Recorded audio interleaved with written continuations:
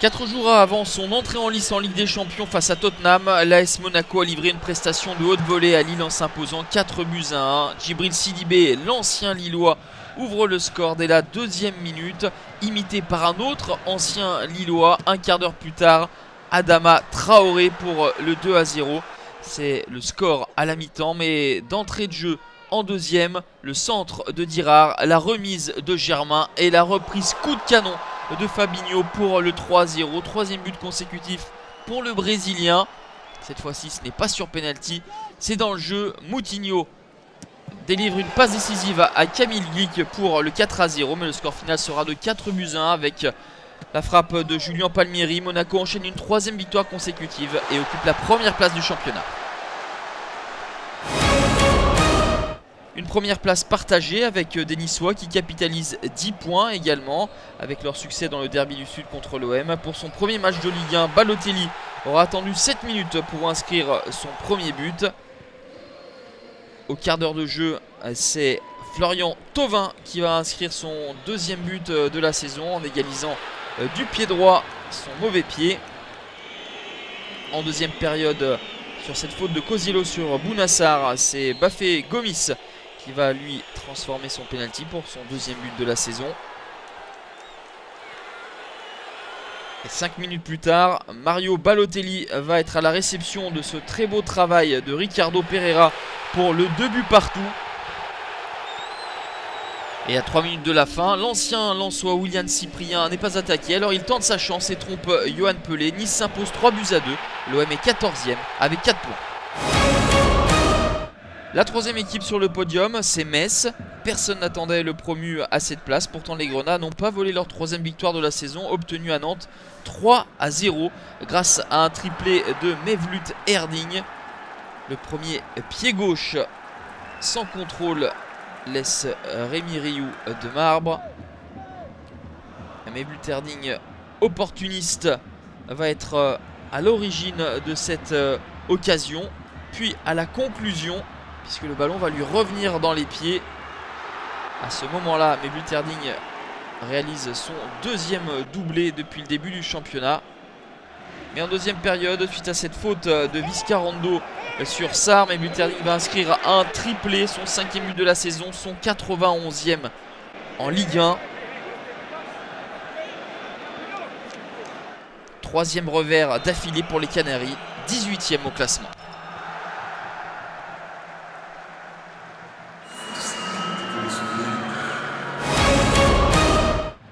Invaincu dans le Parc OL depuis son inauguration en janvier dernier, les Gones s'inclinent face à Bordeaux. Pourtant, Aldo Kaloulou avait ouvert le score après 1 minute de jeu.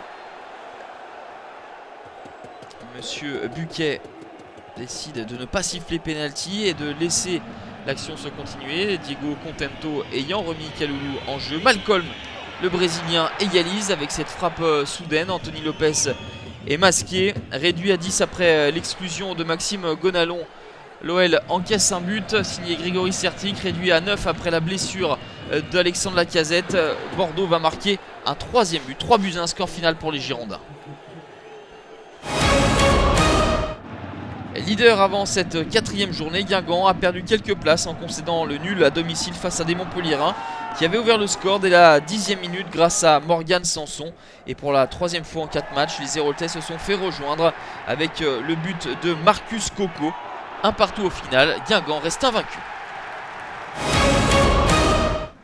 Rennes bascule en première partie de classement grâce à ce succès aux dépens du Stade Malherbe de Caen. Il aura fallu attendre la 2e mi-temps pour voir des buts et notamment celui de Wesley Saïd, son premier en Ligue 1. Et dans les arrêts de jeu sur cette contre-attaque, Paul-Georges Ntep va servir Sanjin Persic. Rennes est à 3 points du leader monégasque qu'ils visiteront lors de la prochaine journée.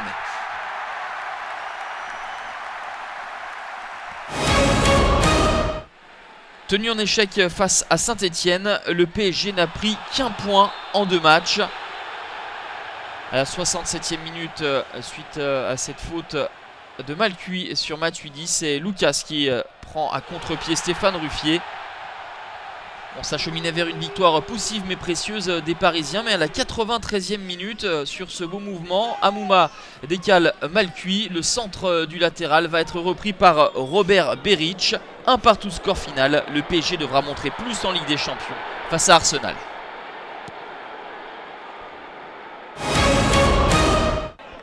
Bastia prend ses premiers points à domicile en disposant de Toulouse. Dès la 20e minute, le Guinéen Sadio Diallo profite de l'erreur de relance de Julien.